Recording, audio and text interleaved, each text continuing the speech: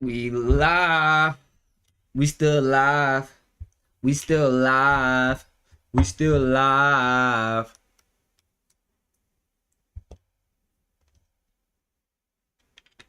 We live, bitch. Go ahead and activate that cam. Activate that cam. I said activate that cam. Give y'all some time to get up in here. Activate. Deactivate.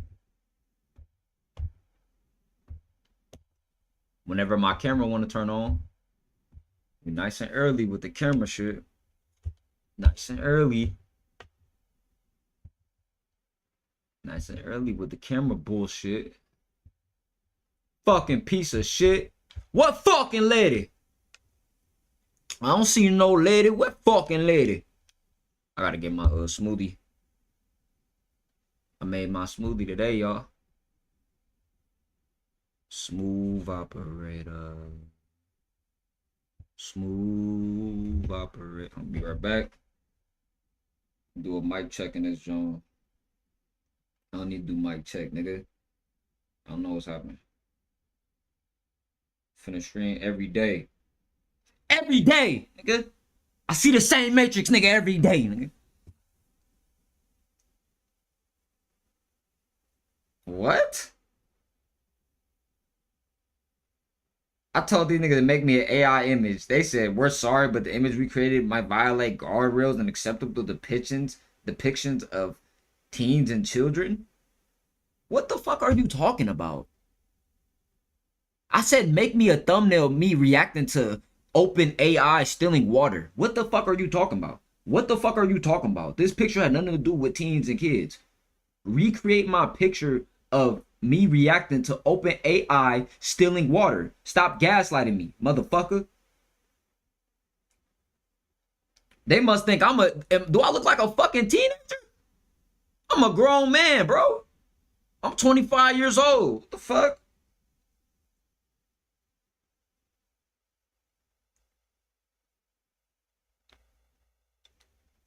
That's crazy. That was the craziest shit I ever seen. Hold on. Wait for this shit to load in.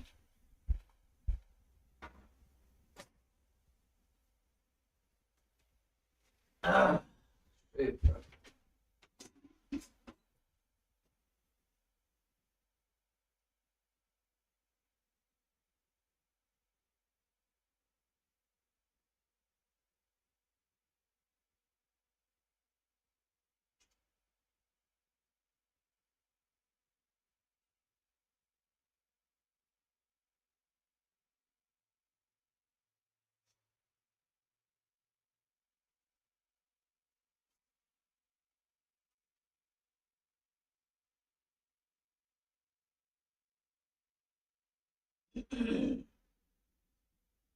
One last tweet. One last tweet. Like, there we go.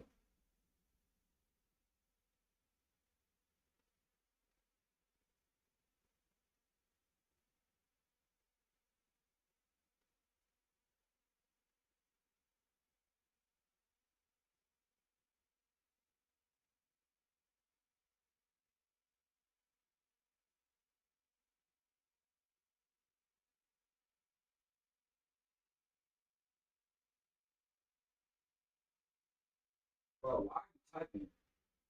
Don't type in here. No, bro.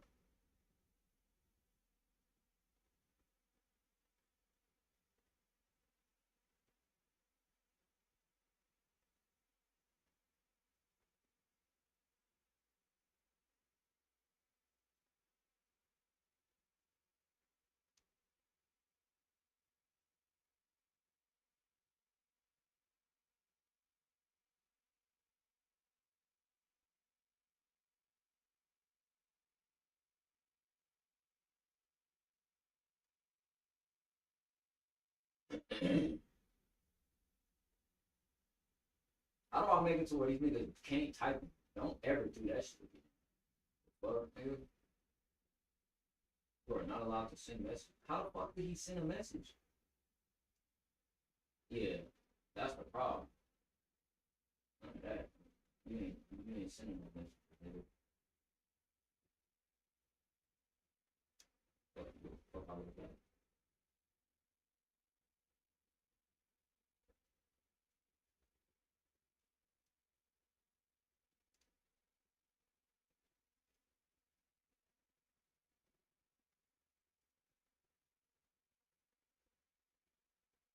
You can make me an Instagram account, so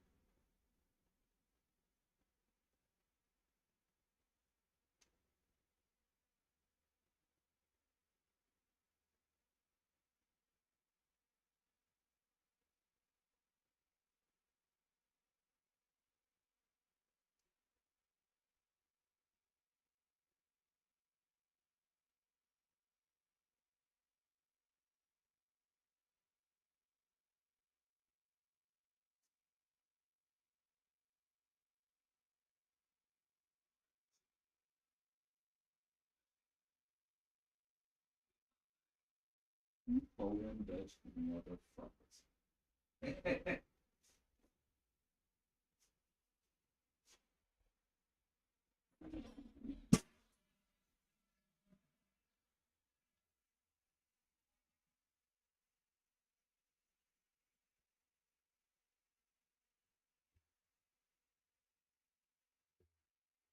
Fuck, bro. Drop my phone in the water, bro. I need a bigger house. I need more money, nigga. Tired of this little ass house, man.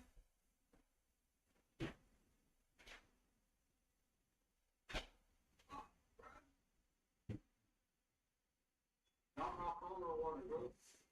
I need a bigger house. I need more money.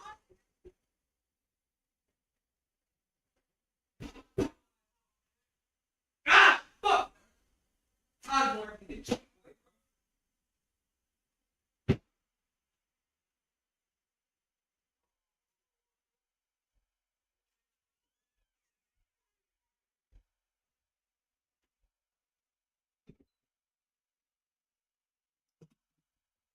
Bro, I need property, bro. I need a big ass house, 5 bedrooms, nigga. I'm tired of using this cheap ass blender. Like, it's time to get glitchy, bro. For real. Y'all just be sick and tired of shit. Nah, peace to y'all. Peace to y'all, though. We chilling, we chilling. I'm just talking shit. Peace, peace, peace. Top of the AM, man. I got my smoothie. You feel me? We got some banana, banana peach. Nigga, I'm finna say applesauce. We got banana peach, FNEEE. We got banana, peaches, guava, lime, and orange. So yeah, I gotta give it a minute so it can. There it is. There it is. Go get my glass straw.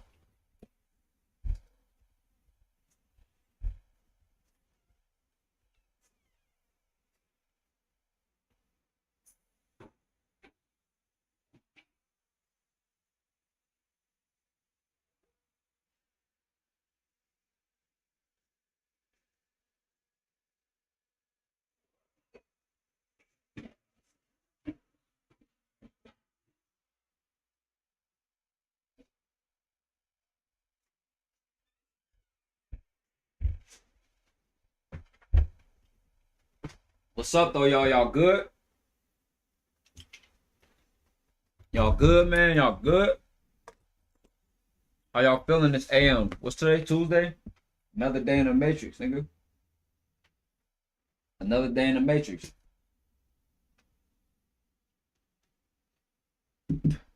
I heard Beyonce. Beyonce, let me start recording.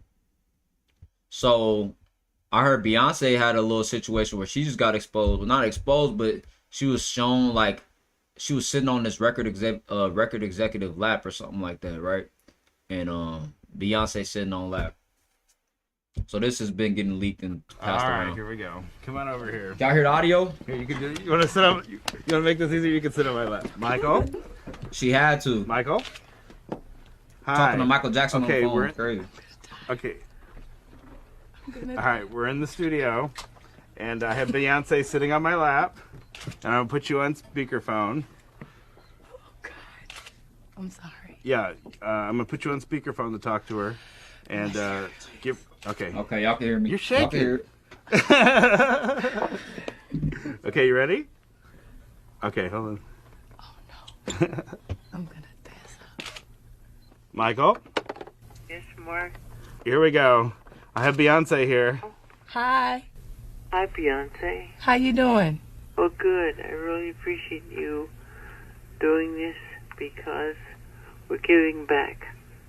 I'm very honored. Nah. This nigga Michael Jackson doesn't even sound alive in this video. Like the comment said, Mike was sedated, Beyonce was groomed. Can't even blame Jay-Z, nigga. But Jay-Z the one, I ain't gonna say Rihanna was groomed. She was 16. They was like, you either gonna sign this contract or we gonna throw you out the window. Highly weird, man. This a young, fine Beyonce. Because she from Houston, you know? It's a young, fine Beyonce. I see why people used to like Beyonce back then. Because, you know, I grew up looking at Beyonce like single ladies. All the single ladies, all the single. I'm like, bro, she ain't that bad to me because she was getting older. But this young Beyonce, this the Ice Spice. This is Ruby Rose. All right. This the Ruby Rose. This the Ice Spice. This the of that time. This the Sexy Red of that time. No cap. She knew she had to sit on that cracker lap. Why? You want your music to get played? You want to get this record deal? Sit on my lap. That's establishing dominance. And yeah, you could say it's flirtatious, but obviously she ain't attracted to this nigga. She did that shit because she had to. So imagine what else she did for money, for fame, for position. She probably sucked 100 dicks. Yo, come on over here. The queen of. I mean, at least she did it. At least she did it for a career. You hoes out here eating dick for free. No back. Okay, you nigga. ready? Okay, hold on. Oh no, I'm gonna pass out. At Michael, least Mariah Carey sucked a dick and got some millions for it. here we go. You hoes I have sucking dick Beyonce for here. free. Hi, Hi, Beyonce. how you doing? Oh, good. I really appreciate you doing this because we're giving back. I'm very honored. I can't believe I'm doing this. Yes. Thank you very much for giving me this opportunity. But thank you. Brad Buxer is putting down the track now. Right Wow. here, Michael. Brad, Yes. you're putting down the track now. Yeah, Beyonce's gonna go in the studio and lay it down now, and you're gonna give her inspiration. Michael, when she was listening to the track, she fell in love with it immediately. Yes, I did. I love it. You did? Yeah, Yes. immediately, Michael. It's wonderful. She lit up, immediately from the very first line of the first verse. But please don't, Beyonce. My voice. Your voice sounds great. You Come on. sound. He was getting over the flu when we recorded this. You know, the flu. I had the And- flu. This is only his demo track for everyone. That's to how his hear, voice so- sounds when it's Yeah. when he has the flu. Well, it sounds wonderful. And the first line, I screamed. Literally, I screamed. And Michael, she's these guys can sing. I mean, she's gonna nail this. This is great. So we're happening. The vibe couldn't be any better. Let's get going then. All right, All let's right. get going. Love you, Michael. I love you too. All right, Bye. talk to you later, Michael. Love you. Love you. Thank you. Thank you. I love you. Bye bye. Bye. Oh, that was tight. He gets very emotional over this project. I mean, he's. I'm he's happy I talked to Russian. Oh, I want to do a little. All right, here we go. Come on over here. Here, you can do. You want to sit up? You want to make this easier? You can sit. Oh damn, niggas already made the video on this. I didn't even make my TikTok. Y'all done ran it up on me, nigga. I ain't even get to make my TikTok yet. I might as well make this bitch right now, nigga. Fuck you talking about? Why this shit's still hot? Fuck.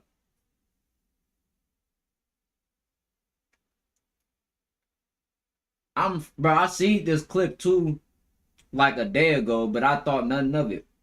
I ain't gonna lie to you, cause she was 19 at the time. But yeah, I seen this clip, but I ain't gonna lie to you, bro.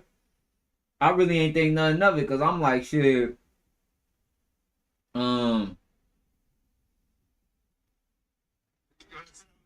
like, bro, I've been down this rabbit hole for a long time. I wasn't even thinking of making content on it.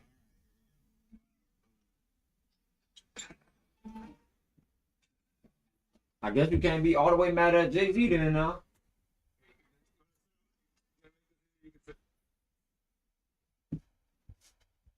On over here. Here, you want to sit up? You want to make this easier? You can sit on my lap. Michael, in the studio, and I have Beyonce sitting on my lap, and I'm gonna put you on speakerphone. Okay, you ready?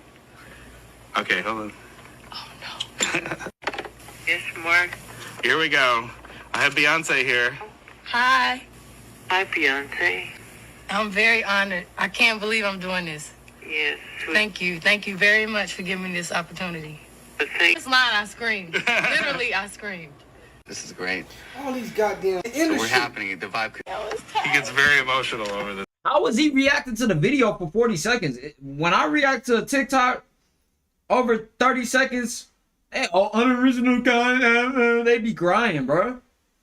I guarantee you, because he don't got 10K followers. I mean, he do got 10K followers. His name is Delvin's Room. Any nigga with a title like that, a name like that, he's monetized. On over here.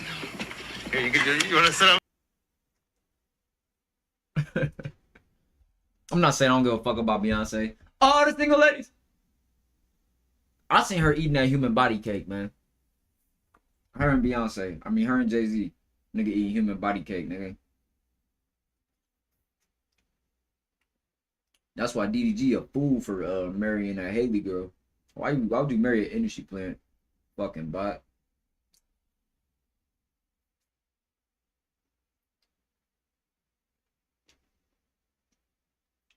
Sitting on a cracker lap. Imagine what she did behind closed doors. Ooh, look what money make a bitch do. Nah, but they definitely are some predator weird motherfuckers.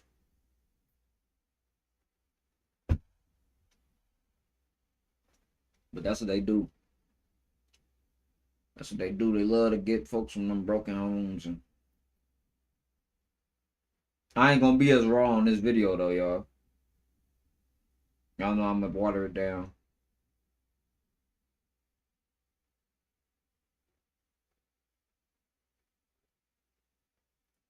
Oversize. Oh.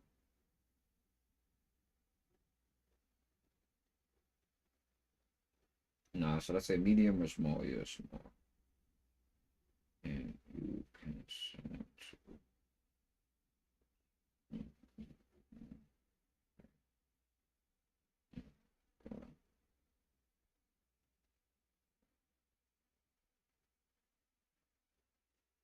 Or should I get medium? Let's see.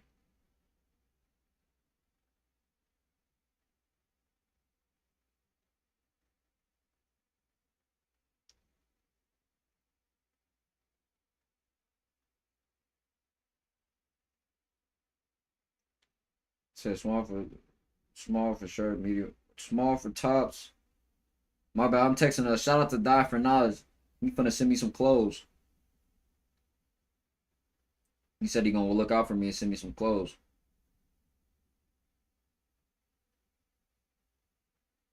Type shit. Tight shit. Bro. Okay, I get it. I know the camera Beyonce, what seems to be at a studio with a major executive, called Michael Jackson and had Beyonce talk to Michael Jackson just so they can create a song together. This clip seems very off and strange. Let me know what you think. This is for educational and entertainment purposes only. Who is Beyonce? We don't know. That's the problem. Yeah, this is where Mother and Joseph and Janet when she was little. All right, here we go. Come on over here. Here, you can do. You want to sit up? You want to make this easier? You can sit on my lap. Michael. Michael. Hi. Okay, we're in. Okay. All right, we're in the studio. I thought you and for a I have second. I'm like, how they got the Michael Jackson POV and what they streaming? I'm like, what these niggas streaming? How they get the Michael Jackson POV and the Beyonce POV? I ain't gonna lie. Imagine Michael Jackson pulling up to your stream. He'll be so fucking. If Michael Jackson was still alive, bro, he'd probably be more like senile and shit. I don't think he'd be healthy. He either bounced back and got healthy, or nah, he was on Big Pharma for 30 years. Bro, they had him on Big Pharma pills since 78. So the last real Michael Jackson you've seen with like our actual consciousness, like when Michael Jackson was super light skinned and white like this, I don't think he was like, I think he was like, he didn't shapeshifted to a different being. Like when he was like this, you could tell it wasn't that bad yet. Like when he was on bad, but once that shit started getting super, super pale, that's when it's like, nah, because he still like a nigga right here. He just light. Everything about Michael Jackson don't make sense. How are you the only person that started out your career white, black, and end white? Like everything about Michael Jackson is just a fucking mystery, bro. Beyonce sitting on my lap, and I'm gonna put you on speakerphone. Oh God, I'm sorry. Yeah, I'm gonna put you on speakerphone to talk to her, and give. Okay, you're shaking. Okay, you ready? Okay, hold on. Oh no, I'm gonna pass out. Michael, Yes, Mark. here we go. I have Beyonce here. Hi, Hi, Beyonce. how you doing? Oh, good. I really appreciate you doing this because we're giving back. I'm very honored. I can't believe I'm doing this. Yes. Thank you very much for giving me this opportunity. But thank you. Brad Buxer is putting down the track now. Right here, Michael. Brad, Yes. putting down the track now. Yep. Yeah, Beyonce's gonna go in the studio and lay it down now, and you're gonna give her inspiration. Michael, when she was listening to the track, she fell in love with it immediately. Yes, I did. I love it. You did? Yeah, Yes. immediately, Michael. It's wonderful. She lit up. I mean, immediately from the very first line of the first verse. But please don't, Beyonce. My voice. Your voice sounds great. You sound. He was getting over the flu when we recorded this. You know, the flu. I had the And- flu. This is only his demo track for everyone. That's to how his hear, voice so- sounds when Yeah. when he has the flu. Well, it sounds wonderful. It And the first line, I screamed. Literally, I screamed. And Michael, these guys can sing. I mean, she's gonna nail this. This is great. So we're happening. The vibe couldn't be any better. Let's get going then. All right, All let's right. get going. Love you, Michael. I love you too. All right, Bye. talk to you later, Michael. Love you. Love you. Thank you. Thank you. Love you. Bye bye. Bye. Oh, that was tight. He gets very emotional over this project. I mean, I'm happy I talked to him.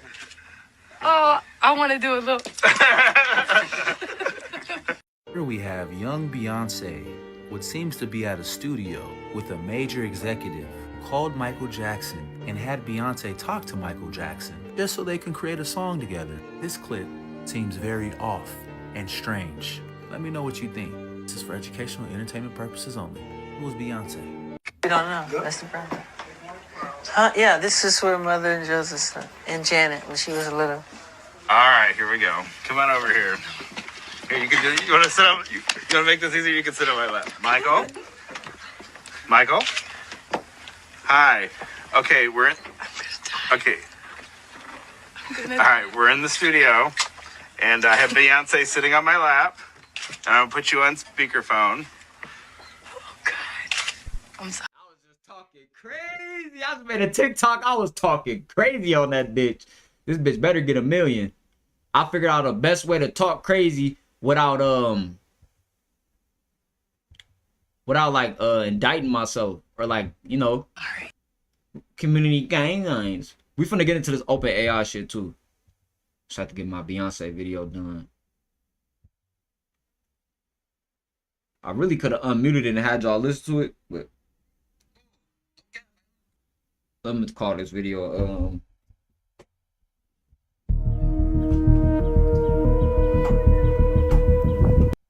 Call this video Beyonce footage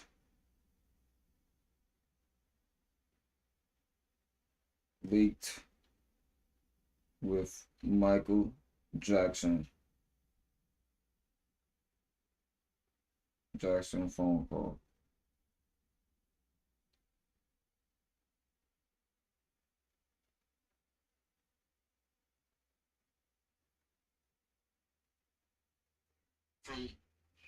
From the cracker that made Beyonce.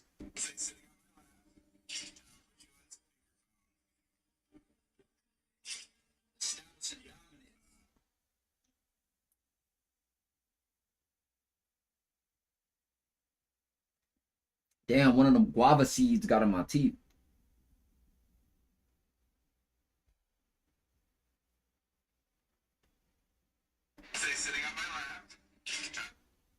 He had to say Beyonce sitting on his lap to Michael Jackson. Like, he had to say that.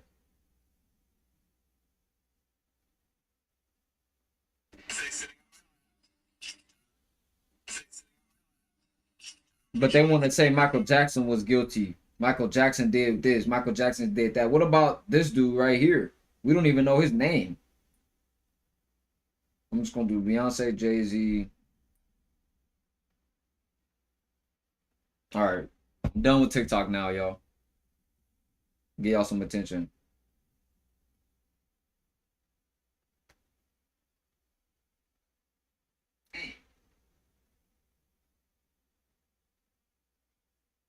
All right. So this is how AI servers drink water 30 million liters per month.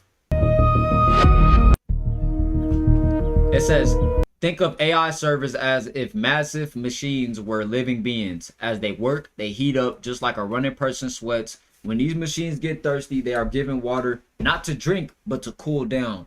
Cold water flows through pipes, touches their metal bodies, and carries the heat away. So obviously the water, we can't drink that water after it's been manipulated by AI and stuff like that, right? And been on all these different type of metal bodies and carries the heat away.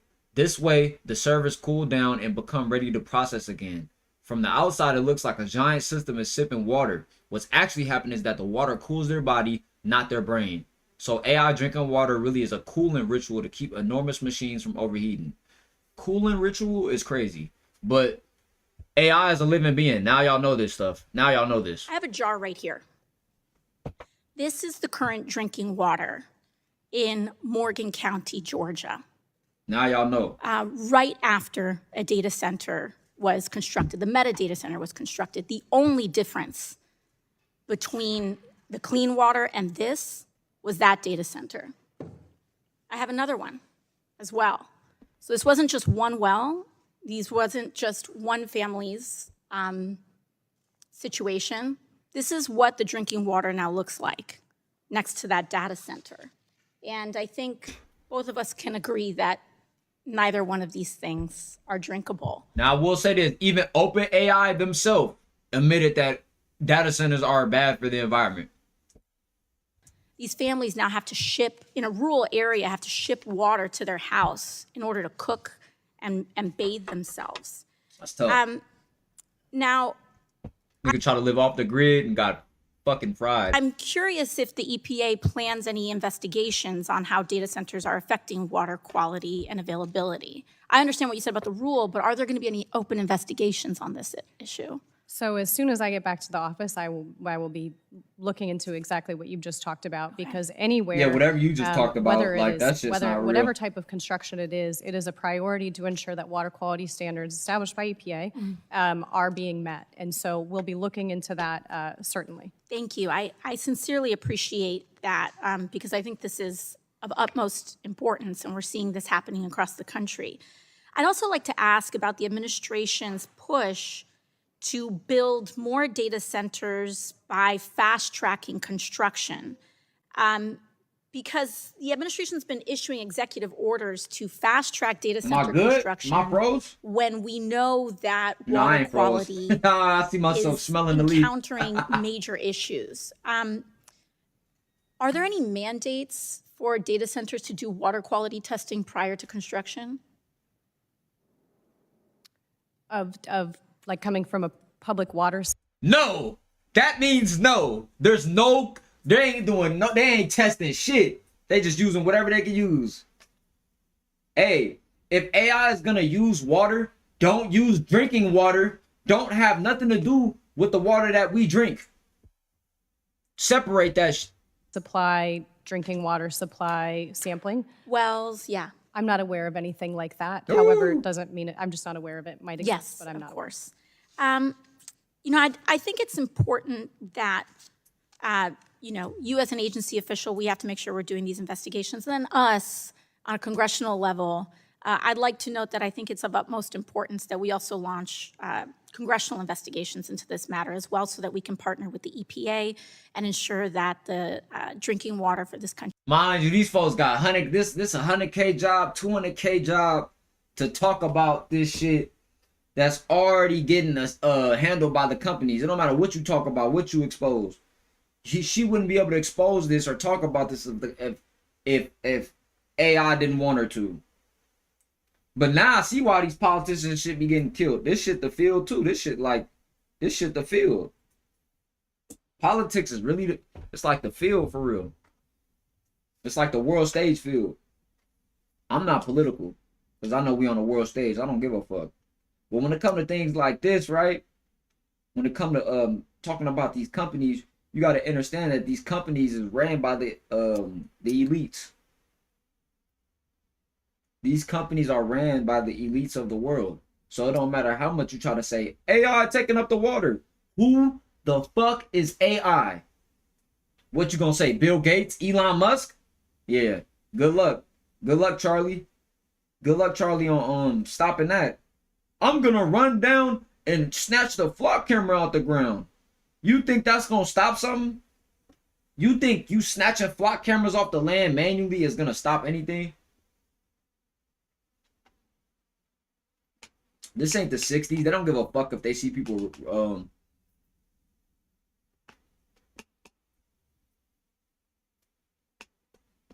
I'll be talking to my Jamaican partner that own the shop, and we be talking about like, yeah, you know, this message can end. Everybody just gotta if everybody get up and just walked across the United States and just quit their job right now, they'll listen to us and we'll get the control back and the power back of the people. But I'm like, even though that necessarily might be true to a certain extent, it's not. It's not true. It's not true, bro. And then somebody's gonna have to organize and lead it, right? So if there's a bunch of people walking that quit their jobs today and said, we're not using AI, we're gonna protest AI. Like I got AI thumbnails. Y'all probably like, how you gonna use an AI thumbnail and then talk about AI using water? Because this shit's gonna exist whether you use it or not. Whether you complain about it or not. Whether you cry about it or not. You can stop using AI all you want, nigga. Shit's still getting done. You can say, oh, you can stop eating McDonald's all you want. Niggas still go to McDonald's, don't they? Don't they? You can say smoking's bad for you all you want. Niggas still cheap herb, don't they? It's human shit.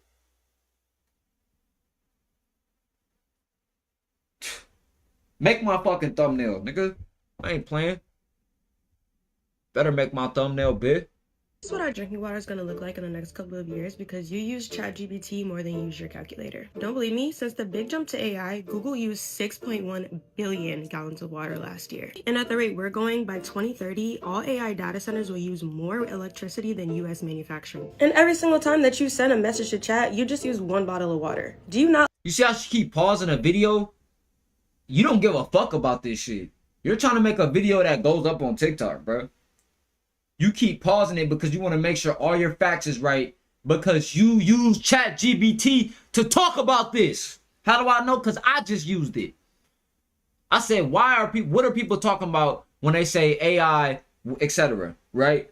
Or you use EcoGPT. Like I just had this ad for self-GPT, but I said, fuck y'all. I don't want to do that ad. I don't want that $400 a month. nigga. I just didn't. I honestly, I could have did the deal. I still be thinking about it, but like I didn't like how the nigga was like, "Hey, take the video down. You didn't properly do it right." Like nigga, if I can't implement it in my way, nigga, I'm not doing it. Fuck you mean? I mean, I'll take a brand deal, but goddamn, like I'm a content creator. I don't work for you, nigga. Fuck stuff, GBT, nigga. Fuck you talking about, nigga. Y'all company ain't never gonna be shit. Fuck you talking about. Fuck y'all $400. Take that video down. That's not the way you do it. I don't give a fuck, nigga. Fuck your company. Freedom of speech. On mamas. On mamaritas. Like your drinking water, have no fear, friend. There is something that you can do Tapping about in it. from the You can town. switch That's to what's the up. eco-friendly version. Get the which fuck is out of EcoGPT. Oakland, brother. EcoGPT is the Ain't eco-friendly shit out version there. of ChatGPT. It helps you do all the things that you are already doing with chat, but just using 10 times less energy. EcoGPT also plants trees for every 100 Get you a prompts, and smoothie, it's man. almost at Hit the road. 3,000 trees already. I don't know, friend. I prefer my water to look like this. So this is your sign to switch from big AI to EcoGPT. This is what our drinking water is going to look like in the next couple of years because you use ChatGPT. This was self-GBT wanted me to do. This what the app, they paid her to make this video. You know I was just going on that rant? I didn't even realize. This is an ad. This is a fucking ad. So everything you see, whether it's exposing content, whether it's this content, it's paid and promoted to you, nigga. They pay for your fear and misery. Do you know that there's, nigga, AI ain't using up too much water? Nigga, look at the ocean. It's too much water for us to use, nigga. What the fuck is you talking about? Y'all dumb. The universe is has abundant amount of resource. There's never a shortage on nothing. There's no oil shortage. There's no gold shortage. There's no food shortage. None of this shit is real. It's manufactured. Because it's a world stage. But a dumb bitch like this, I had you believing in this shit. I'm not saying AI ain't using water. But nigga, the amount of water that AI uses is astonishing. According to a report by the Washington Post, if you ask ChatGPT to write you a 100-word email, it uses 519 milliliters. And I know for a fact, some of you are asking it to write you 3 novels a day. And think about it, just ChatGPT alone has 200 Hey, stack your bread up, but one thing I'm gonna tell you is, bro, you can stack your bread up in a new state too. You feel me?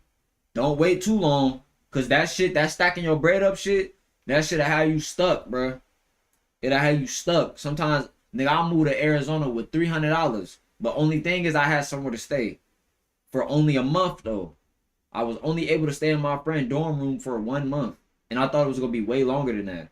They kicked me out the dorm rooms as soon as I moved to Arizona. I only got 1 month of my fake college living. I was having girls pull up to the shit, do my hair and shit. Then they kicked me out because of COVID. They was like, no guests. So I'm like, damn, what I'm gonna do, right? Like I went on B&B. And I was doing Instacart at the time. And that kept me alive, bro. It's crazy because as soon as I moved to Arizona, my partner told me about Instacart, and that shit kept me afloat, bro. My partner told me about Instacart, and he sent me the unemployment. I'm like, this nigga just saved my life. He don't even know, bro. Nigga saved my life, bro. That's why I fucked that nigga to this day, bro. My brother Hazy. But it's like, certain shit, bro, like, you gotta realize, like, it's never gonna work out in your favor. You feel me? It's never gonna work out in the best of your favor when you trying to move. But it's gonna feel good when you get out that bitch. Woo-wee. Telling you. Million users. So if each of them got there to write 200 words, that uses 207 million liters of water per day. And that's not even considering all of the other companies that use AI now, like Meta, Google, Microsoft, Apple. And the use of AI is growing by the day. The amount of water that AI uses is astonishing. According to a report by the Washington Post, if you ask ChatGPT to write you a... For AI just to come along, so do other forms of electricity, do other forms of technology just not need water? Has this only started with AI? That's why somebody was like, what happened? Y'all didn't have this pushback with Nestle. I don't know who Nestle is, but I guess Nestle was doing something like this. Somebody said, it's okay. Aren't sea levels rising? They're so dumb. How you gonna complain about shit like New York is gonna go underground? New York is gonna get flooded. California is not gonna exist. It's gonna become an island again. It's gonna go underwater. New York's going underwater. But you got a machine that usurps all the water off the planet, or usurping extra water that's in these cities, and now niggas are complaining that it's using too much water. But the fact that you say water, it's like, oh, they're hurting the animals. Global warming, the planet, the animals.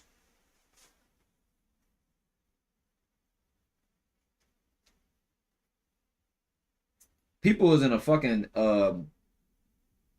geopolitical, agricultural matrix. Like, first of all, what's the point of worrying about some shit you can't control? You can't save the world, nigga. When y'all gonna learn this? You can't save the world. I'm not saying just be a bot and don't resist, but bro, the best way I learned to rage against the machine, resist the machine, is create your own reality, bro. Within the machine. I don't care what nobody says. That's the best thing to do.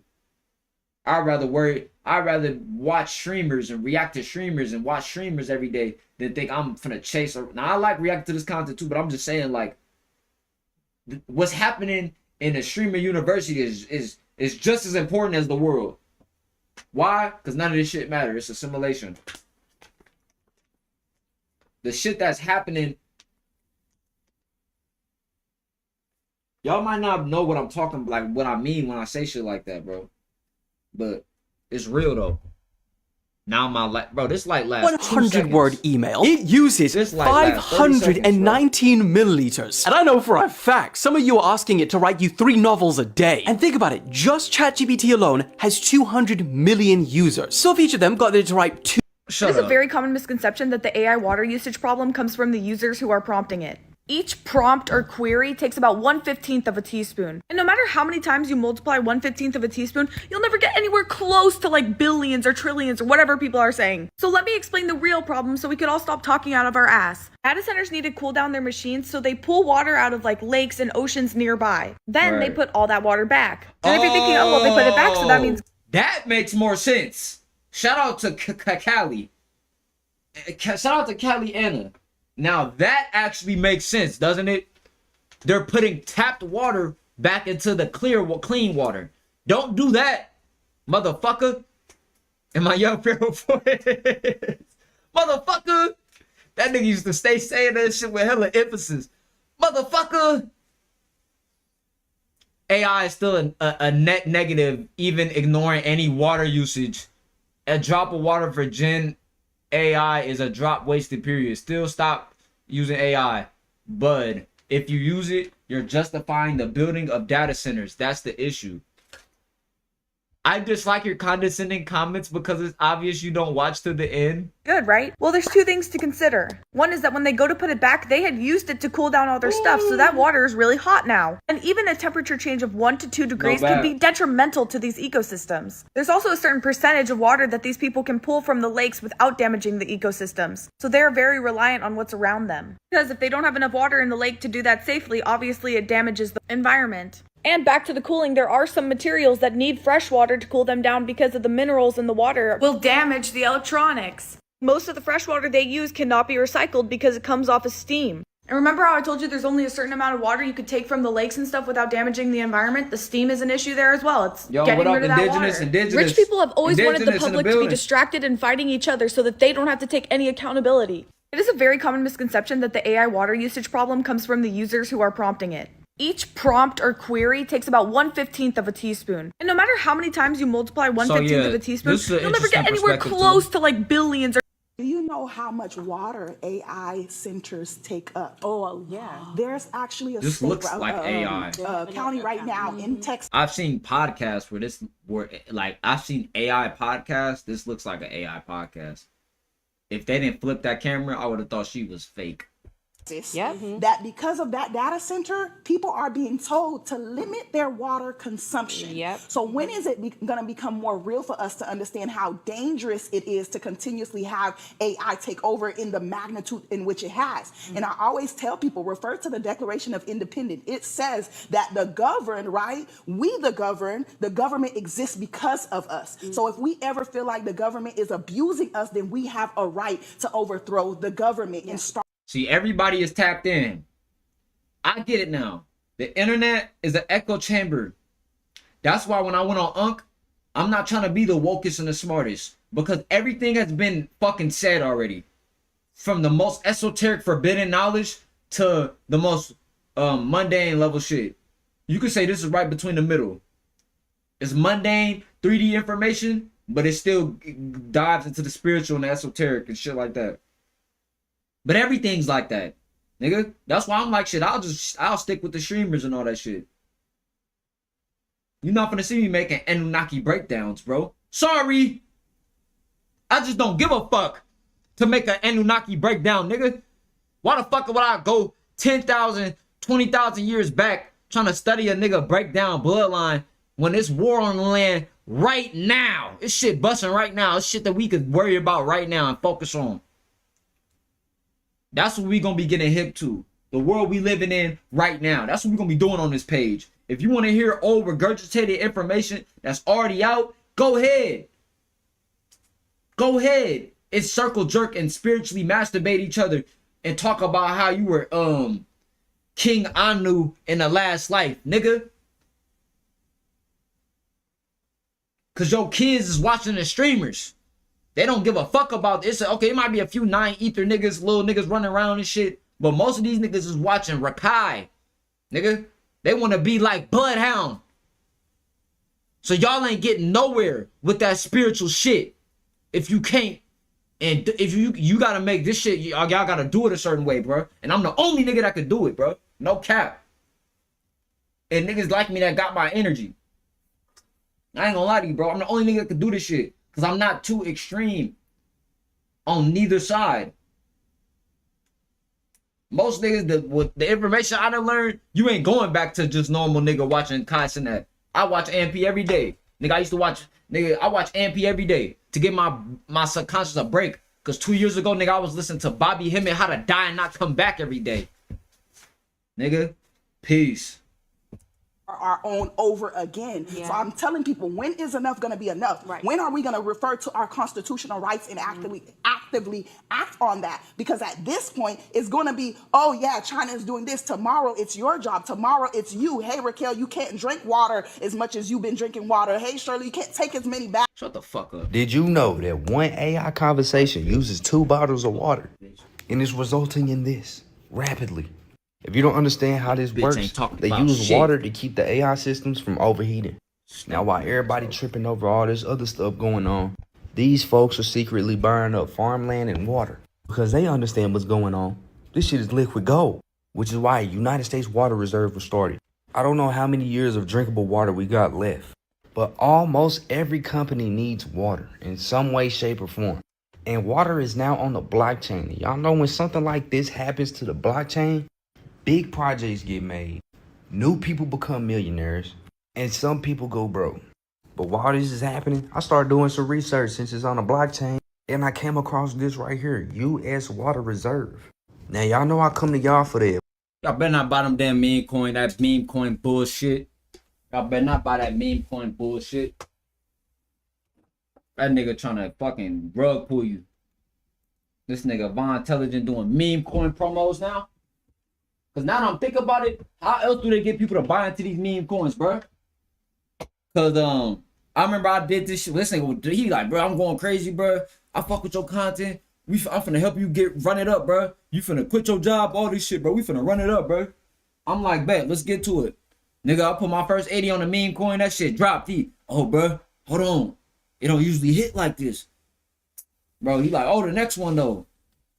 Then the nigga, the next day, he showed me he made like 400. I'm like, man, get the fuck out of my face, bro. So you win when you're not with me. But when I come the first time, you don't win. If he was real enough, he would at least be like, let me send you $80, bro. Because I know we were supposed to hit, bro. Like, I'm really raw at this shit. So let me send you your $80 that you lost and play it back. And I guarantee this one gonna smack. Then I'd be like, oh, okay, this nigga like that. Nigga, I lost my $80. He like, I lost too, bro. I lost too, bro. So fuck that meme coin shit. Ain't no get rich quick scheme.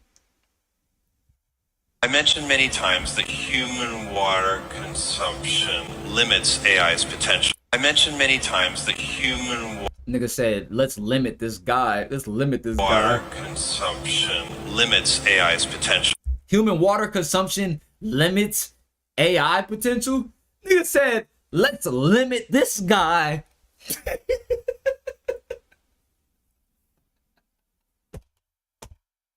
Yo, what up, Vamp? What up, Vamp? Them niggas in the comments said, let's limit this nigga. Years. This is what our fresh water is going to look like in a couple of years. Why? Because of AI. Like, did you know ChatGPT uses 39 million gallons of water every single day just for its calling centers? And data centers uses 550,000 gallons of water each day. That's not the problem. The problem is the water getting put back into the lakes. Asian bitch, you don't know what you're talking about. This nigga sent the link to AI. This nigga sent the link to AI of this video. Nigga, AI responded, fuck water gang, I'm a nut in that bit. First of all, bruh, you programmed your AI to talk like that, nigga. My AI ain't never said bit before. Just drink coconut water. Why are we blaming AI and not blaming Nestle? Okay, so what's up? This the second, fifth, 10th time I heard about the Nestle. Look, this is how I kind of look, y'all. But this is exactly what we don't want to see. Yeah. We don't want to see them taking this water. This is sick. This will piss me for off. their data centers. Yeah, no. We don't want to see them siphoning it off. If I get a certain amount of likes on this, I'm coming back with a chainsaw. Somebody said, how the fuck can they do this? But it's illegal for us to collect rainwater. That's a great question. That video, that comment got almost as many likes as the video. That was a great question. If you collect rainwater, you have free water. So how can they tax you? Just like Edison figured out how to have free electricity, but got killed so the rich can control. Even our fruit is seedless now. Why? Because they collected all the seeds and they replaced them with the GMO seed Monsanto. I'll never forget that video. You in Sprouts thinking you getting organic food, but the seed don't grow.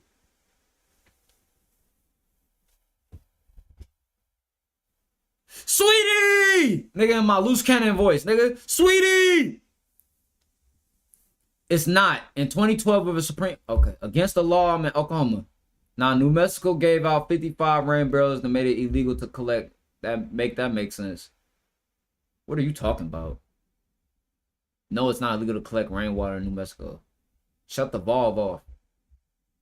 Ew. They're making the earth look like some tech bros work office. This is so wildly dystopian. Now, I ain't gonna lie to you. If it gets to the point where you see this bullshit technology all throughout nature, me personally, I'll go to jail for destroying that shit. I don't give a fuck. But it's gonna have to get bad. And we gonna already have, it's gonna have to be already a shutdown and this shit already going wild. I ain't gonna be the first nigga to run out there and do it. You get your ass indicted. But once that shit already lit and it's up and nigga, we ain't going back to work no more and it's end game, when this shit really crack off, then nigga, yeah, let's get it, nigga. I'm cutting them shits down. But right now, nigga, I'm gonna be honest, bro. That's why I used to love research. I haven't researched it in some months, but that's why I used to love researching old world civilization, the old world before they reset. Them Tartarian buildings.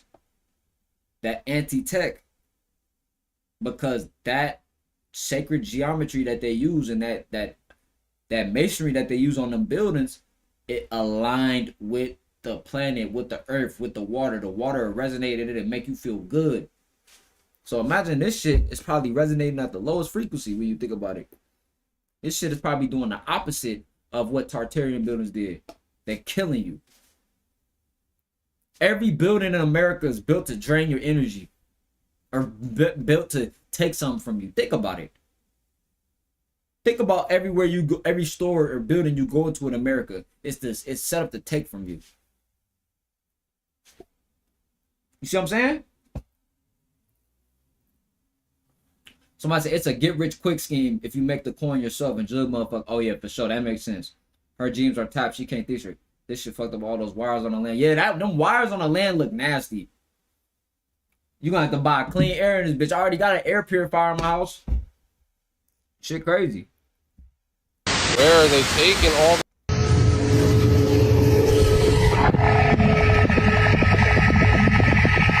So yeah, man. Free AI.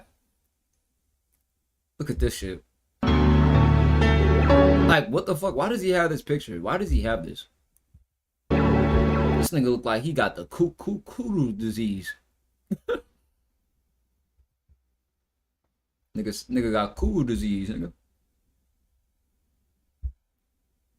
Oh, we've been on for an hour already? What the hell? Okay, so now we got Mr. Beast trapped on an island until I build a boat. Not this one. We got the Boondocks exposed. This Boondocks episode exposed the rap industry. We all seen Boondocks. I already know what they gonna say.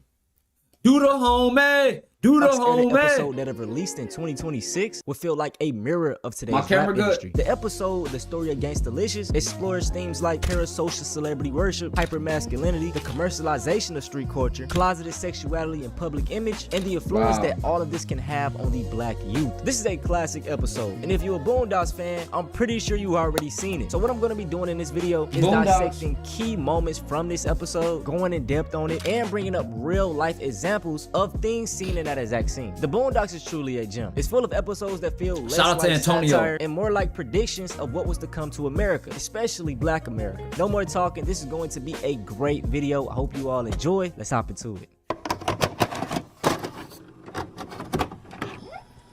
So the episode starts off with Huey and Riley sitting on the couch watching a VH1 style documentary titled Gangstalicious Resurrection. The documentary explains how the rapper Gangstalicious and his crew are locked in an ongoing feud with another rapper named E Dirt. By late last year, the ongoing feud between Gangstalicious and his crew from New West Manchester, Delaware, what's hood? and E Dirt and his crew from Lickety Split, Virginia. What immediately stood out in this scene to me is how Riley, despite never meeting either of the rappers, automatically sides with Gangstalicious. Yeah. Riley has developed a parasocial relationship with them. He's never interacted with him in real life, never had a conversation, and has only ever seen him through a TV screen. Yet he feels personally invested in this conflict. This is something that we see in real life. This is what we see in real life. You see the Bloodhound Lil Jeff effect.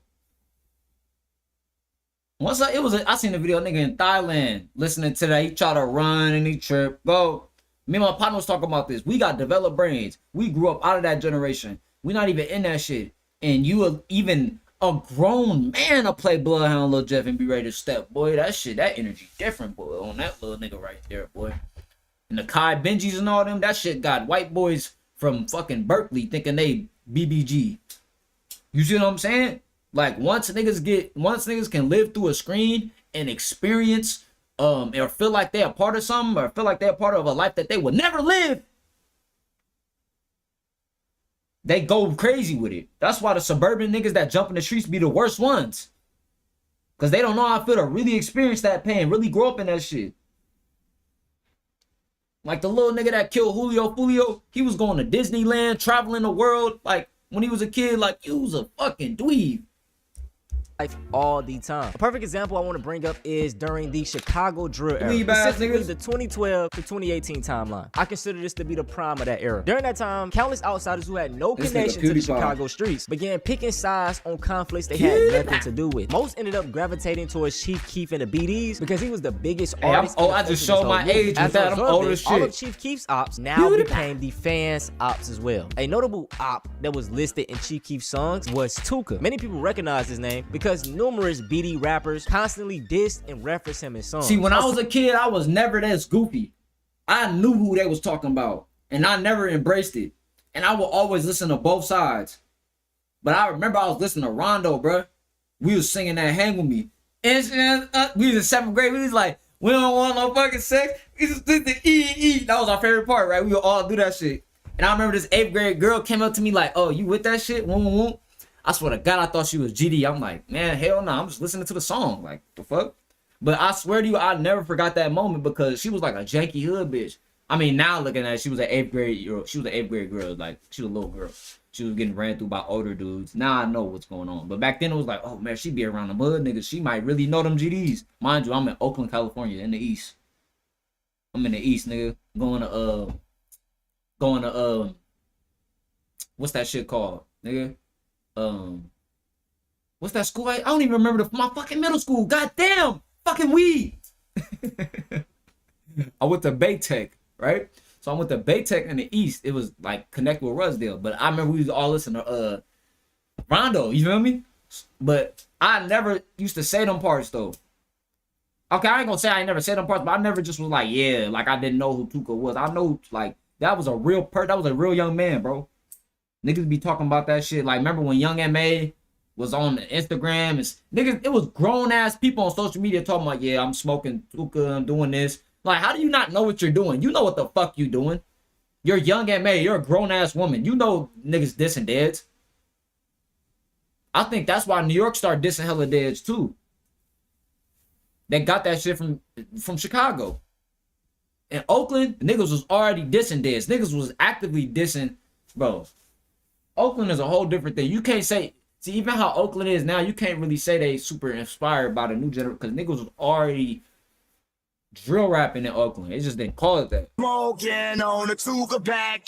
I'm smoking Tuka. I was rapping L, smoking Tuka blunt, smoking Shondell. Late nights in the creek with still. Shondell had a hot shit feel. But the sad thing is, what a lot of these listeners or fans of the music don't pick up on is that Tuka was a real person. Shondell Gregory, better known as Tuka, was a 15-year-old boy who was shot and killed at a bus stop in 2011. He was someone's son. He was someone's brother. Someone's friend. Yet over time, his name got reduced to a lyric, a joke. Because of Chief Keef's global popularity, millions of people knew the name Tuka, but for all the wrong reasons. It eventually got so widespread that even rappers outside of Chicago began referencing him. I be smoking with Tuka damn niggas. I smoke hookah like it's Tuka blowing jet clouds. To be fair, didn't I Chief tell y'all? Young M.A. told y'all. It's just unfortunate that Chief Keef blew up and that op named Tuka became a household name for the wrong reasons. But if you're an outsider, including a fan, mocking dead people that you don't know is corny. I know you digged into all of the lore, you've been in the Reddit threads, but you are an outsider, you're a fan. Stay on the sideline. The commentator in the documentary then says something interesting. He states that the beef between the two rappers has escalated into catastrophic. Hey, by the way, the commentator in this episode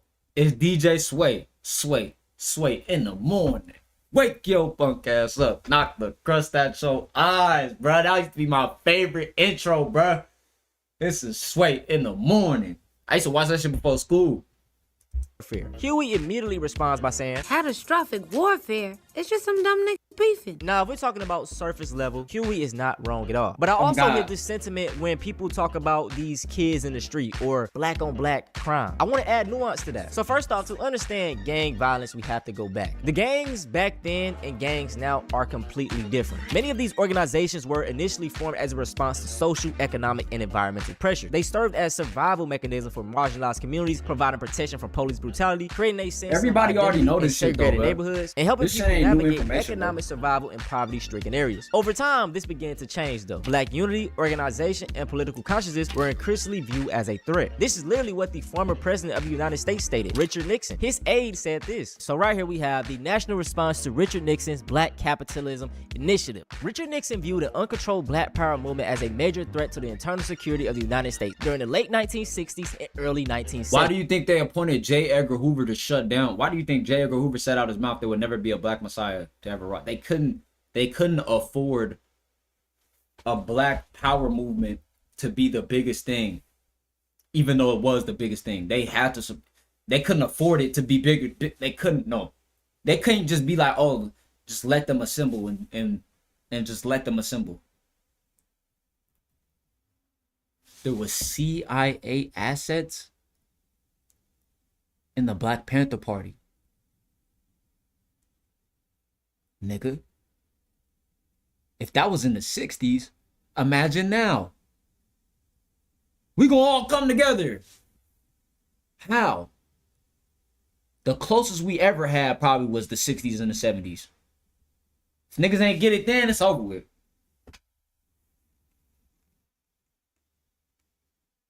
Breakfast Club, bro, that's when all these platforms were actually decent.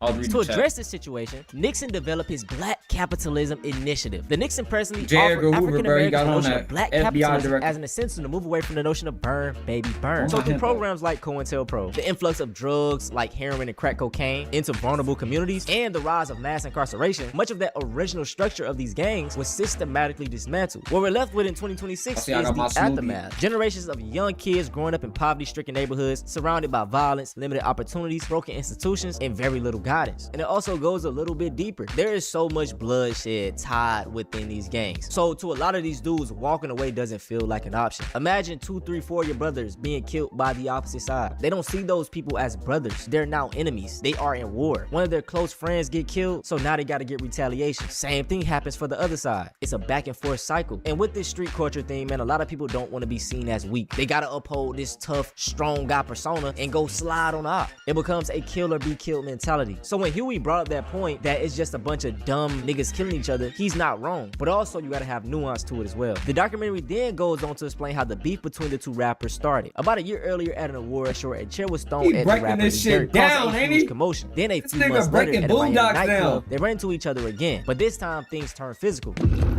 Wow. This is one of the funniest moments, bro. Did y'all see how Gangstalicious Them got up niggas and both smacked shot Buddy theyself, with that bro. bottle? He should have been knocked out. He got a jaw or a head made of steel. But anyway, the two end up on the ground wrestling. And somehow, they both end up getting shot. But by their own personal guns. both shot Now, I want to bring up themselves. an example of something like this happening this year. On April 6, 2026, outside a hotel and casino, an incident took place between the rapper Lil TJ and Offset. According to That's police not the reports, same. things I'm like, what the fuck? When did the incident happen where two niggas got in a fight and they both popped themselves? The fact that you could put Boondocks, every scene of Boondocks next to somebody need to do this. If y'all want to get glitchy, I'm about to give y'all a content idea right now. Make a YouTube page, make a Twitter, probably an X page, because TikTok won't take it down. Make a page where you got Boondocks clip, real life, and put two scenes: real life, Boondocks, real life, Boondocks, real life, Boondocks. Don't say I never did nothing for allegedly y'all. started as a confrontation between the two camps in the valet area. Investigators say Lil TJ was seen on surveillance footage approaching Offset's group, and a fight broke out. During the altercation, someone in the crowd pulled out a gun, and Offset was shot in the leg. He was rushed to the hospital in stable condition and released afterwards. About a day later, Lil TJ was interviewed, and he had this to say. Did you shoot Offset? Did I shoot? Crazy. They're saying you were disorderly. Outside the casino, there's a fight near the valet. Offset, he would never play with me like that in his life. Does somebody owe you money? Ask Offset. He owe you money? Ask Offset. Do you have issues with Offset? Hell no. What happened? He's in the hospital right now, but he's okay. The last thing I seen was Offset looking at me like this. Yo, that nigga shot me. That shot me. La la la. The rat, the cat, weirdos. So according to Billboard, back in early 2025, Bro, this nigga Lil TJ TJ went on is live a stream dork. and said that Offset borrowed $10K from him, and he never paid it back. All of this started because Offset owed TJ some money. So with this situation, Huey is correct. This is just a bunch of dumb niggas beefing. After this, we see a clip of Gangstalicious confidently saying that he vows to never get shot again, only for the documentary to immediately cut to breaking news, announcing that Gangstalicious was shot again. Rapper Gangstalicious has been shot. Again? Again. With Riley being the super fan that he is, he wants every possible detail. So he does something that is very uncommon for him. Watch the news. The reports revealed that while performing in town, in the middle of singing his song, I Got Shot. Yes, that's the name of the song. 3 men rushed on stage and opened fire. I got shot! After getting all this info, Bro, they kept Riley rapping, then bro. tells Granddad. He should have brought that point up. This nigga made the song talking about I got shot. This crowd, I got shot. They run up on him, wham. They think it's a part of the show. That's why you gotta make songs about life. That was a good message in that. You could make a whole breakdown on that. The power of your words. Rapper Gangstalicious created the song I Got Shot. And this is the after effects, cause and effect. Who, unsurprisingly, Dumbass. isn't shocked at all. Riley then goes on a rant about how serious this situation is, and insists that he needs to go to the hospital to check on Gangstalicious. That boy got shot again? That's a shame. A shame? Granddad, a stepping on your sneakers is a shame. This is a catastrophe. It's catastrophic. Can I go to the hospital and visit Gangstalicious? Boy, are you stupid? This scene highlights how Riley, who represents the troubled black youth, often idolize the wrong Like people. bots. They grew up That's being some bot influenced by shit. rappers who glorify violence, disrespecting women, and spending absurd amounts of money on flashy, non-essential things. And it's like you can't even be mad at them. This is what's marketed towards them. Like the Right. rapper Jeezy once stated, "Trap or die," all while his son went to college and graduated. And honestly, big shout out to That shit ain't funny, but it's like it's like you can't even be mad at them. This is what's marketed towards them. Like the rapper Jeezy once stated, "Trap or die," all while his son went This is some real boule shit.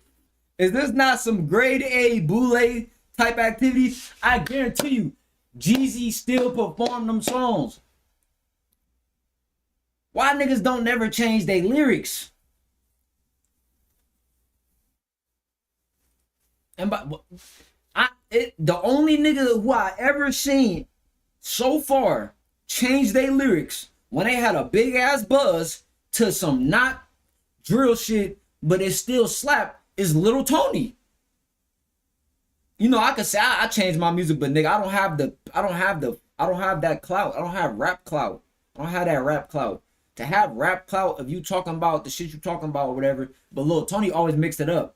But still though, bro, like he switched this shit up to where the lyrics are not degenerative.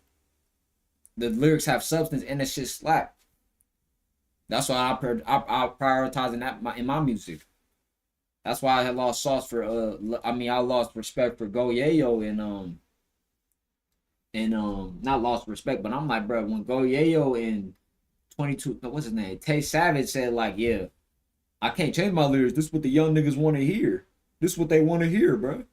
Shit like that be like, man, that's some boule shit. College and graduated. And honestly, big shout out to him for that. But it's just so ironic to me that he told the masses of black youth to do these illegal things, but behind closed doors promote what needs to be promoted to your son. This is the individualism within the black community that I hate. We have to look at everyone else's kids as our own. It takes a village to raise these children. If they hear the famous rapper say sell drugs or die, then that's what they're going to do. In many inner city black communities, young people are often taught that the only way to make it out of hood is by rapping or playing ball. The reality is, the odds of making it in either of these fields, and if that don't work, nigga, go to the streets, are extremely low. Meanwhile, high-paying careers such as electricians, plumbers, mechanics, repair technicians, and truck drivers are more accessible and can provide real financial freedom. The problem though, these type of jobs aren't seen as cool. They don't come with the chains, they don't come with the fame or the social media attention. A lot of these young kids aren't just chasing the money, they're chasing the status, the attention, and validation that comes with being a rapper or ball player. With that being said though, I do see a shift happening within Black America. Because of social media, the black youth now have different examples of success outside of being a celebrity, rapper, or ball player.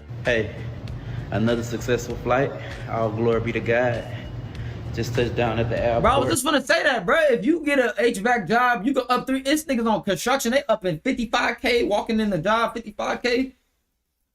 I would never forget young Fonny. I would never forget Thousand Van Fonny saying this shit.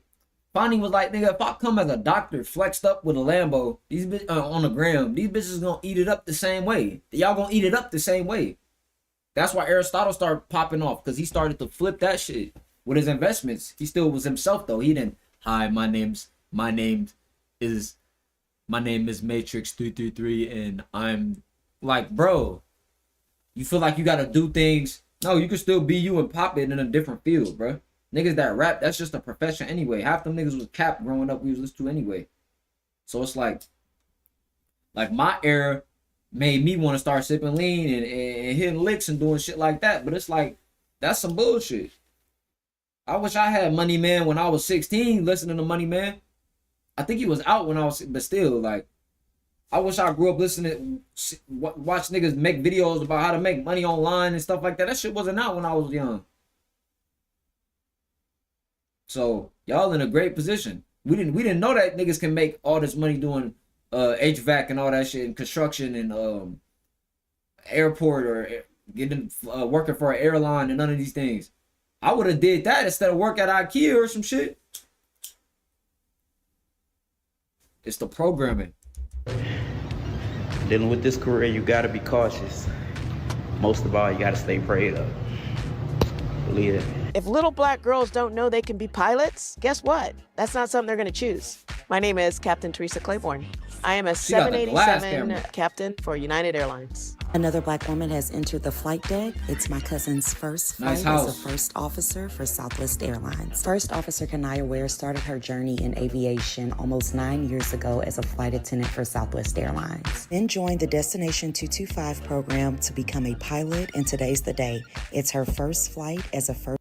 What they ain't gonna tell you is she's a Divine Nine sister.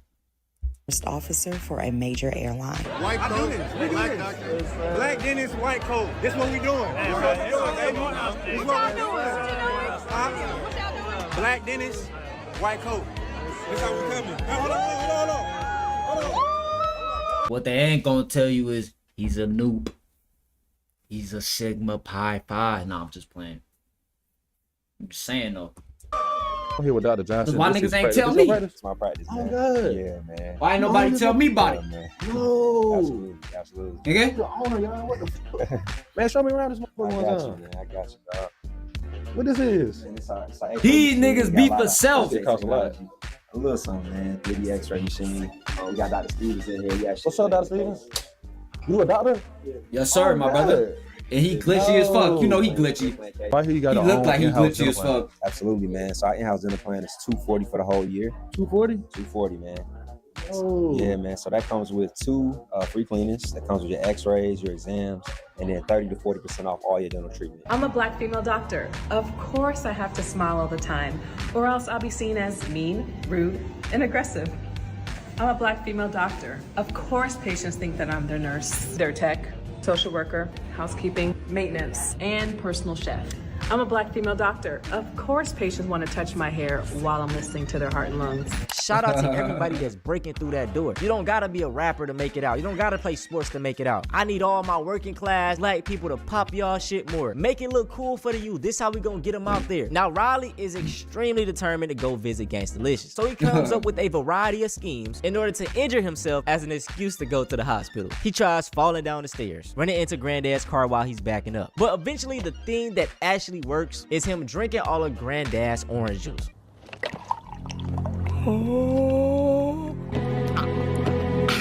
A full day's supply of vitamin C. Ow! Boy, have you lost your mind? After some reverse psychology, Granddad sends Riley to the store so he can replace his orange juice. This was a part of Riley's plan because we all know damn well that nigga said, you better not go to that hospital. He instantly started taking off to the hospital, He pulls up to the hospital and immediately speaks to the receptionist trying to get info on where Gangstalicious is. He made up a lie saying that he was one of Gangstalicious' sons, and she tells him which room he's in. Riley then meets Gangstalicious. My name's Riley, and I'm one of your fans. That was close. Come on in. Riley then asks about his shooting injury, and this is where we first see that gangster image start to crack. Does it hurt? What, this? No. Oh! Still a human.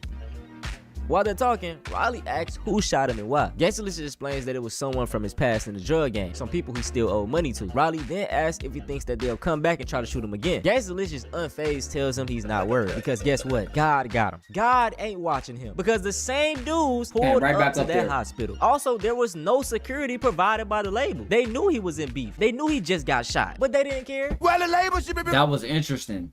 The label had no security for him. They damn near show how they be sacrificing artists right there. That's in the beef and stuff like that. That's why it's like if you a street nigga and you trying to get a record deal, you gotta move a certain way.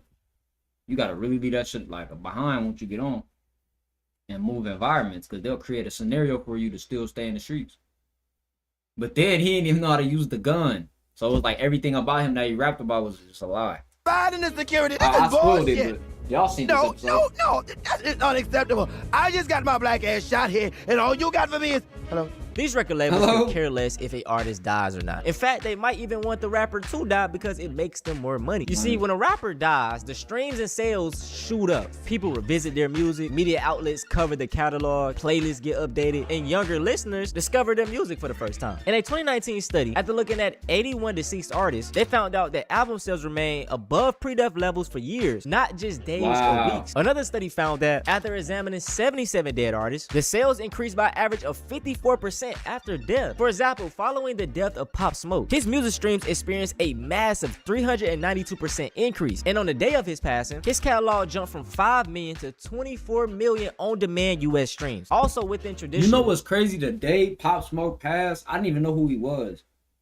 I swear on my soul, I was in LA and I posted on my story. I was at We Jammin' and I had a soda in my hand. And I called it, and I said, Pop. Because I was just calling it Pop. Because I guess I was listening to like Lucky and Chicago niggas or whatever.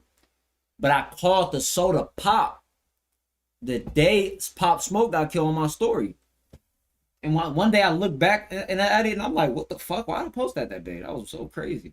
I didn't even know who Pop Smoke was. I didn't even know that happened probably till I got back home.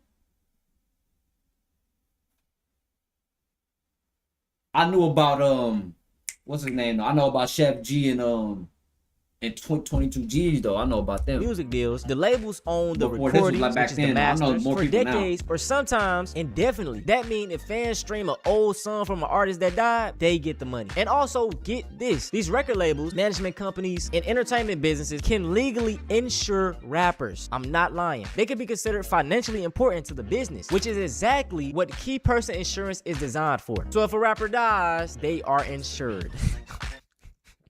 That sounds like some slavery shit, dog. Riley then goes back to the reception desk to confirm that there is no security. As he approaches the front desk, he sees the 3 men that shot Gangstalicious. While trying to spy on them, Granddad phones him, which draws the attention of the shooters. Hey, homie.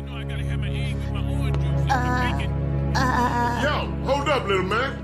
As they chase through the hospital, Riley finally loses them and relays the info to Gangstalicious. The episode then cuts back to the Gangstalicious documentary, where it shows a segment of Gangstalicious in court. The judge allowed Gangstalicious' music to be introduced as evidence at his assault trial. They played for the jury a track called Play It for the Jury.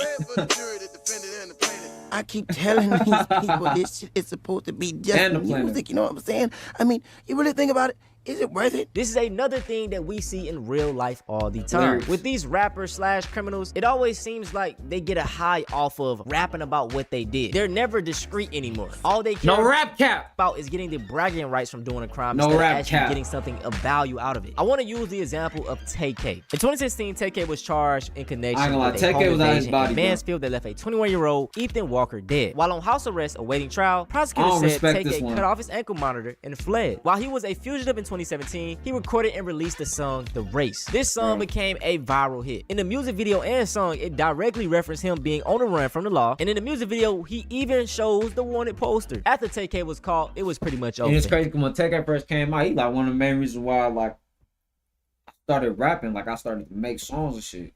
He turned like, of course I had a lot of inspiration with music, but what made me just like let me rap was TK and YB and Amir. I'm like, if they rapping, I can do this shit too. But TK, when you look back at what he actually did, especially with the Chick-fil-A kid, and then the fact that he looked for validation after doing it was like, yo, this little dude's just stupid. Everybody was slapping this shit, free take. Imagine how that mother feeling. Whole world like, yeah, like what the fuck? Shit lame.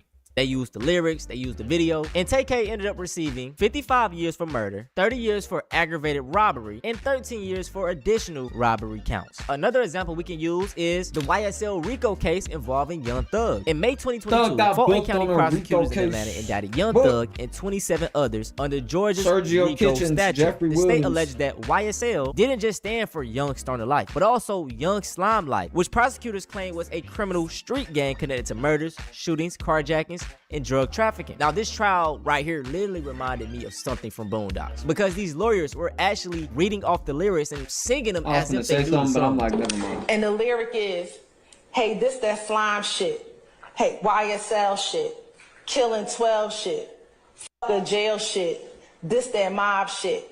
YSL, this that mob life. We then see the shooters run through the hospital halls searching for Riley and Gangstalicious. Ironically, Uncle Ruckus Just a happens song, to work bro. at this Just hospital. content. And after some pressure, he spills the beans on where they're located. Back in the room, Riley and Gangstalicious begin planning their escape. But before they leave, Riley starts to notice the cracks within Gangstalicious' gangster persona. The niggas are rage a hole like we're both gonna die. What happened to I don't fear no man but God? Correction, God and the nigga that shot me. The two eventually make a run for it, but halfway through it, they're spotted and immediately shot at. While running, Riley asks Gangstalicious, "Where is your gun?" Never shot a gun before. How you gonna drop the gun, Gangstalicious? That is not gangster. That is not That's gangster. very not gangster. Man, I can't believe this. You a fraud. Okay, fine, Fine, whatever. fine. I'm a fraud. I'm just an average, normal dude. I don't want to do this stupid shit no But more. it's just the thing about it is, bro, this episode just keeps getting fucking worse. I don't even remember the first time I saw this episode, but it's just like, this whole episode is just like, it went from being funny to like, all right, bro. All right, bro. Like, they literally drilled the message into this video. I'm tired of getting They shot. didn't do any other video. Bro. Honestly, this is the reality of a lot of these rappers. Most don't actually live this It just violent, gets worse, reckless bro, if you lifestyle ever that they seen rap this. about. And on different occasions, a lot of them are rapping about past things they used to do. They're storytellers. I really love people like G Herbo, Meek Mill, because they talk about gang violence, but it's also talking about the systemic things they deal with. I want to put a list of songs up on the screen that you should check out and pay attention to what they're talking about. But Nah. If we gonna talk about G Herbo recommendations, first of all, go to Little Herb. Go to Little Herb, 4 Minutes of Hell Part 3. Just Bars 1, Just Bars, 4 Minutes of Hell Part 3. My Mom Sorry, and Windy City. This money, this on my mind like a ibuprofen. No, not that one. No, not Windy City.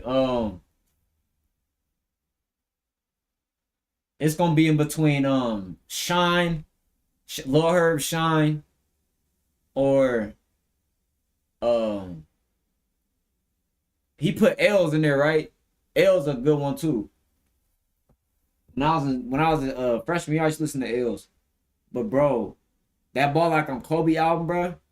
I swear to God, I was going to the league listening to something like that, bro. Listening to that tape and hooping, it's something like it's something about like playing basketball around that time, and then listening to G Herbo that just made sense. I swear to God, being on a bus, oh, that shit was just like, damn, bro. They going to school and shit real, like. Hella pain. That shit was hella pain music though, bro. That shit was too much pain. Meek Mill, because they talk about gang violence, but it's also talking about the systemic things they deal with. I want to put a list of songs up on the screen that you should check out and pay attention to what they're talking about. But let's talk about rappers who talk about things they are currently doing. What do that get them? Nothing. Prison time. Take Pooh Shiesty and Lil Durk for example. Both of these guys lived a righteous, real street life, but now they're in prison, separated from their family, isolated and caged up like an animal. I would rather them just lie about their raps. Shit, if it's hard, it's hard. And it's so ironic because the same people that was telling Lil Durk to slide for Vine, they're now trolling him. The same people that praise Pooh Shiesty are now calling him an idiot. It's like these grown men were peer pressured into living a lifestyle and portray a persona that didn't really matter. They made it already. The two then steal a car and try to escape shooters. During the ride, Riley suggests that they head to the airport and use Gangstalicious' private jet since he saw it in one of his music videos. Hold on, where are we gonna go? To the airport, you got your jet there, right? What jet? The G4, the one in the Bitch I'm Fly video. We rented that jet. Oh, unbelievable, man. You broke too?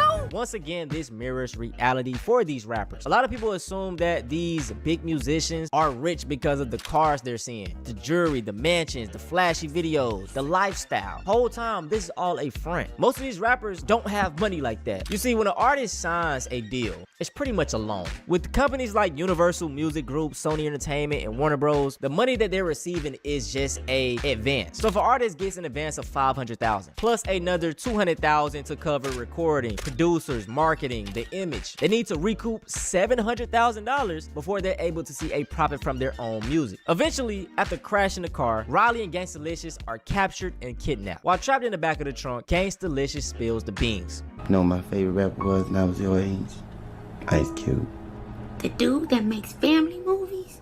He was a gangster rapper? He was so gangster. I used to have dreams that Ice Cube came to my house and killed my whole family. And for some reason, I thought he was so cool and I wanted to be him. And when I started to act like that, like a killer, people like me, girls, you know, whatever. But I really wasn't that person. And finally caught up with me. I'm sorry you got caught in the middle. That's crazy. So basically, Gangstalicious was Riley when he was young. Ice Cube was his role model. He saw all the love that Ice Cube got, so he pretended to be like him. Over time, this pretending ended up his identity. He didn't just play the character, he became it. The episode then takes a dark turn. We see Gangstalicious tied up, half naked, and seemingly moments away from being executed. But right before that happens, we learn the truth.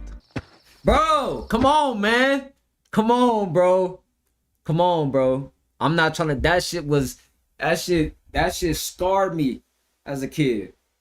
No offense to anybody how they rock, but like as a kid, bro, I didn't need to. I swear, bro. I'm like, bro, what the fuck? Like, why? That shit was. kissed this thing in the mouth, bro.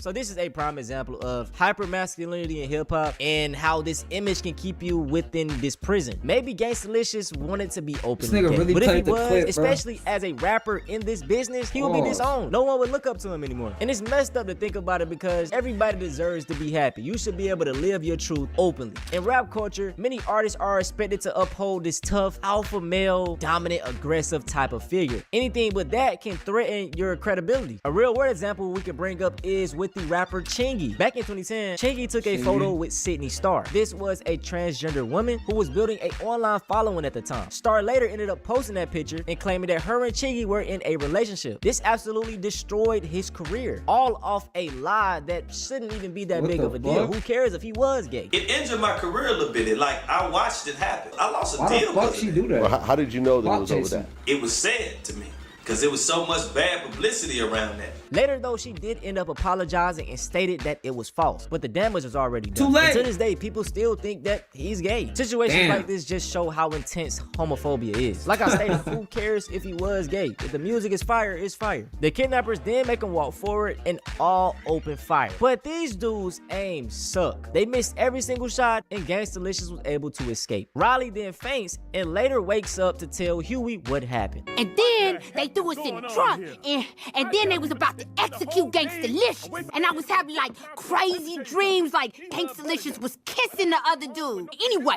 when I came to, they was gone, and I came home. Deep down, Riley doesn't want to accept the fact that Gangstalicious is gay and he's not a real gangster. The episode ends off here, and man, what an episode. Yeah, man. I ain't gonna lie, yo. He cooked this video up, bro. Shout out to bro.